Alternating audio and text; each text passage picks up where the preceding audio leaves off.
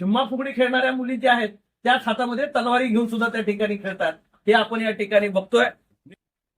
देशातली ही पहिली wrestling library असावी की एका बाजूला इथं कसरत होते आणि दुसऱ्या बाजूला मस्तिष्क व्यवस्थित होण्यासाठी म्हणून त्याला काम केलं जातं. कारण मुलाच्या बरोबर मुलींना सुद्धा स्वसंरक्षणाची गरज, आजच्या परिस्थितीशी सामना करण्याची गरज आणि आपल्या मुलांसारखंच त्यांच्यावरही या ठिकाणी अशा पद्धतीचे संस्कार होण्याची गरज त्या ठिकाणी आहे. आयुष्याच्या प्रत्येक क्षेत्रातलं कुठलंही मैदान अवघड नसतं, जिद्दीनं त्याला लढायचं असतं आणि ती जिद्द तयार होण्याचं हे वय आहे.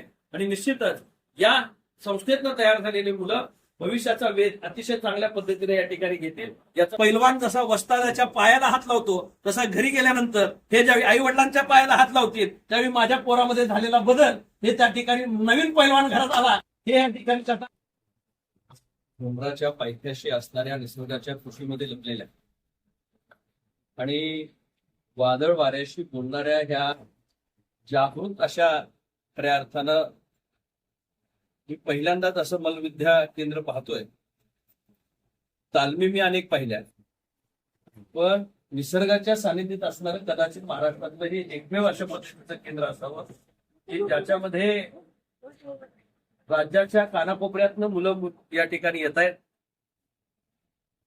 मल्लविद्यांची साधना करतायत, आपली संस्कृती, आपला असणारा इतिहास हे जतन करण्याचं काम या ठिकाणी करतायत आणि ही विद्या पुढच्या पिढीपर्यंत नेण्याचं काम या ठिकाणी ही सर्व मंडळी करतायत. ज्यांच्या जागेमध्ये हा सगळा संकुल या ठिकाणी उभा आहे ते माझे मित्र सन्माननीय बाजीराव, अतिशय हरवणारी अशा पद्धतीचं व्यक्तिमत्व आणि ह्या क्षेत्रात अशा पद्धतीचं योगदान आहे हे मला इथं आल्यानंतर समजलं. मला मनापासूनचा आनंद आहे की तालमीत पोरं घालायचं का नाही ही मानसिकता असणाऱ्या समाजामध्ये आपली जमीन तालमीसाठी तयार करण्यासाठी, मुलं तयार करण्यासाठी देणारा दानशूर एखादा असतो. आणि कदाचित शिवाजी महाराजांच्या सैन्यातला बाजीराव आज परत एकदा कुस्तीला पुनर्जीवित करण्यासाठी रणांगणामध्ये उतरतो आणि स्वतःची जमीन यासाठी म्हणून या ठिकाणी पुढाकार घेऊन देतो.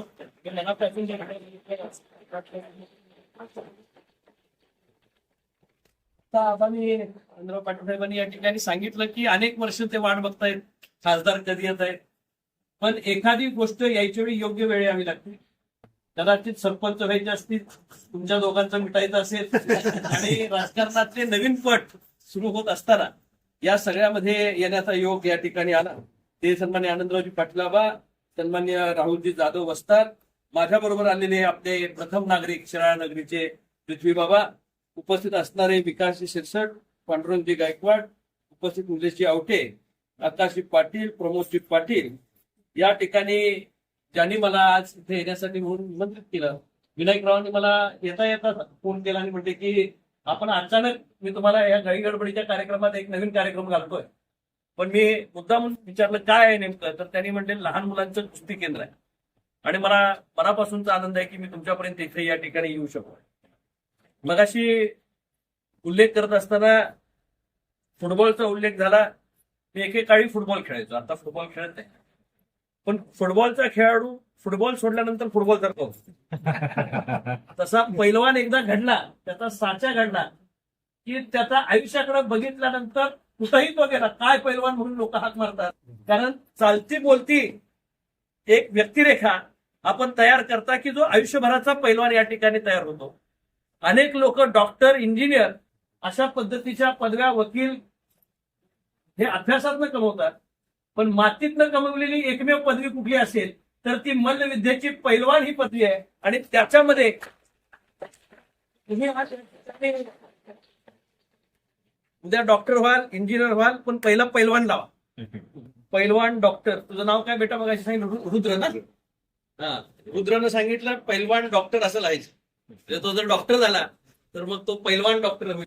पैलवान डॉक्टर पण हेल्दी पाहिजे.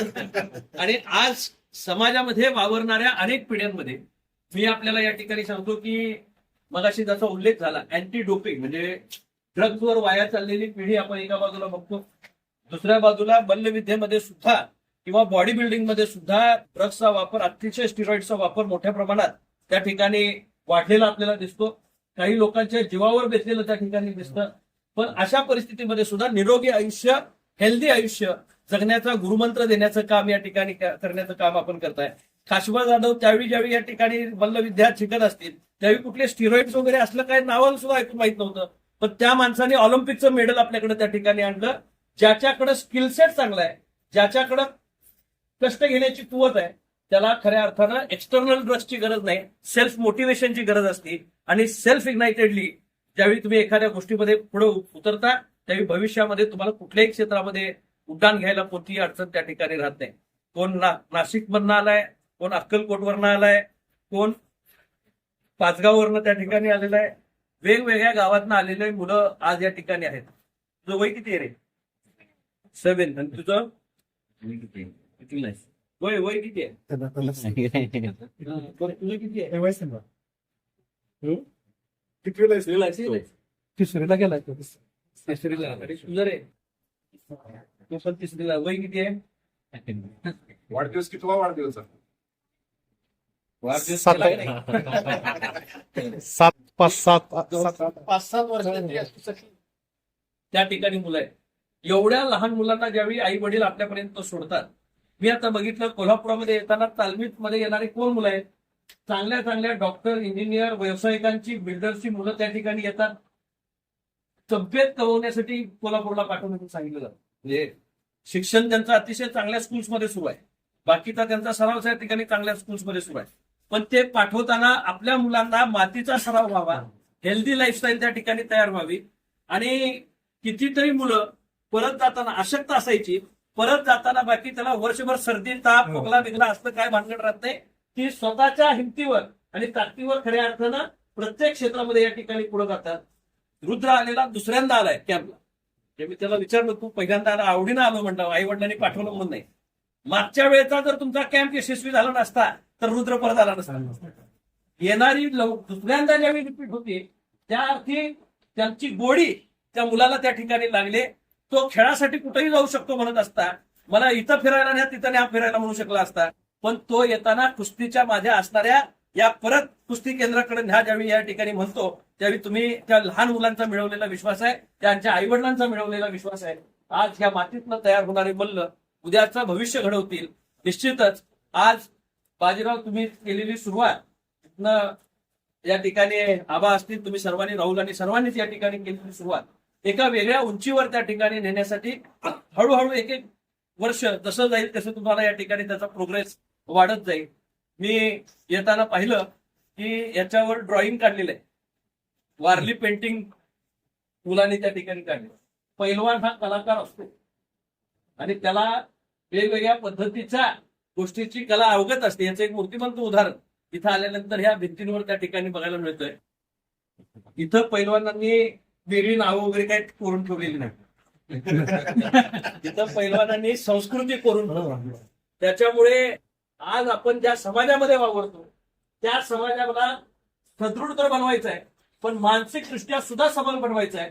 विनायकराव, मी तुमचं मनापासून अभिनंदन करेन की तुम्ही मातीतल्या पैलवानांना परत पुस्तकाशी जोडण्यासाठी एक दुवा म्हणून त्या ठिकाणी काम केलं. मला वाटतंय देशातली ही पहिली रेसलिंग लायब्ररी असावी की एका बाजूला इथं कसरत होते आणि दुसऱ्या बाजूला मस्तिष्क व्यवस्थित होण्यासाठी म्हणून त्याला काम केलं जातं. वेगवेगळे उपक्रम तुम्ही दिवसभरामध्ये त्या ठिकाणी ह्या मुलांना गुंतवून ठेवतात. आता काही मुलं बाहेर गेलेत आणि मैदान खेळायला गेलेत. आयुष्याच्या प्रत्येक क्षेत्रातलं कुठलंही मैदान अवघड नसतं, जिद्दीनं त्याला लढायचं असतं आणि ती जिद्द तयार होण्याचं हे वय आहे.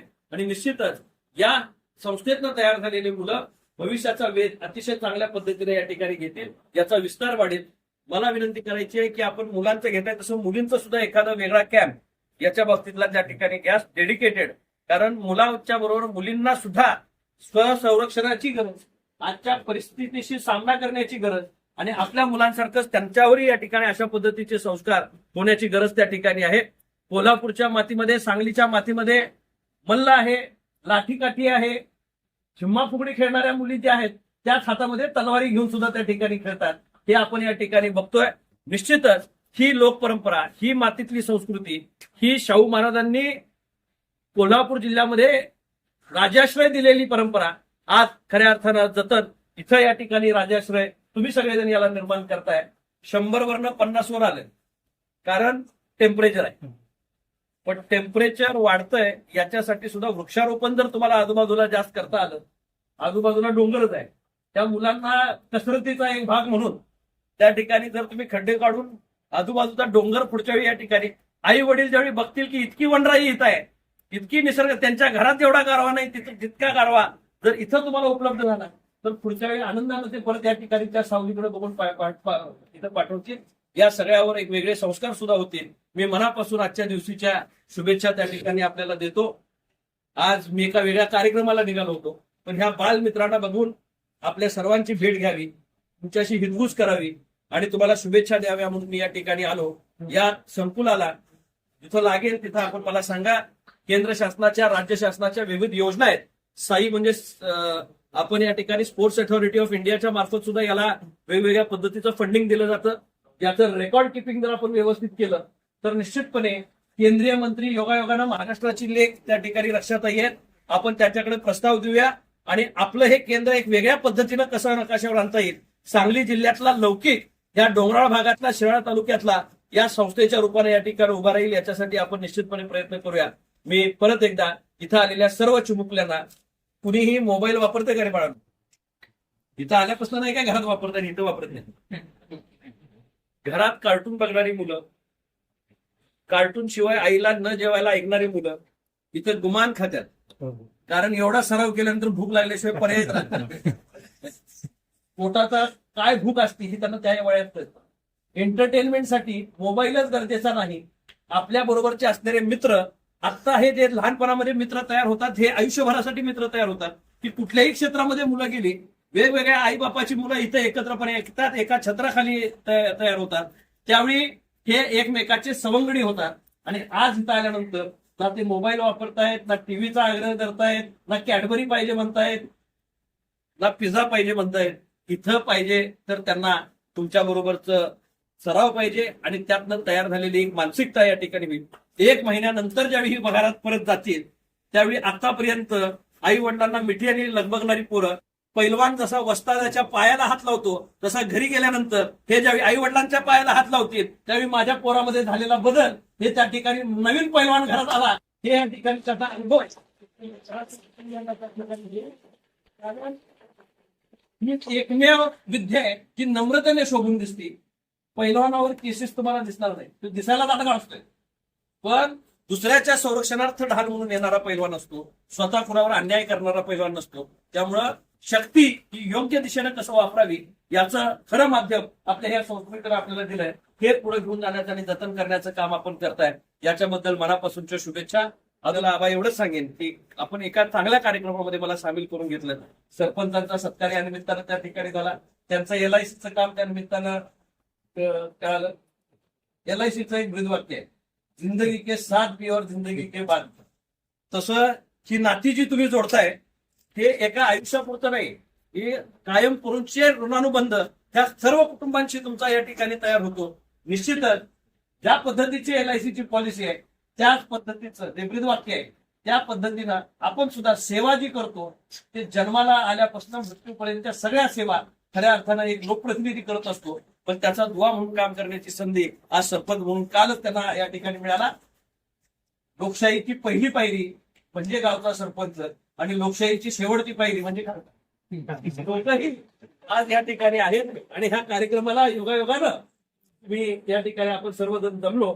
निश्चितच आपल्या ह्या सगळ्या उपक्रमामध्ये तुम्हा सगळ्यांना शुभेच्छा देत असताना सुद्धा तुमच्या आयुष्यात तुम्ही जे काही या ठिकाणी डिसिजन घ्याल कुठल्याही क्षेत्रात जाण्याचं, आज तुमच्या आयुष्याची पहिली पायरी आहे. ज्यावेळी तुम्ही शेवटच्या पायरीवर, सर्वोच्च पायरीवर असाल त्यावेळी बाकी ह्या मातीला विसरू नका, त्या मैदानाला विसरू नका. आणि आपण तयार होत असताना याचाही वाटा आपल्या आयुष्यामध्ये आहे हे लक्षात ठेवून या ठिकाणी काम करा ही विनंती आपल्या सर्वांना करून पुढे जाण्याची रजा घेतो. जय हिंद, जय महाराष्ट्र.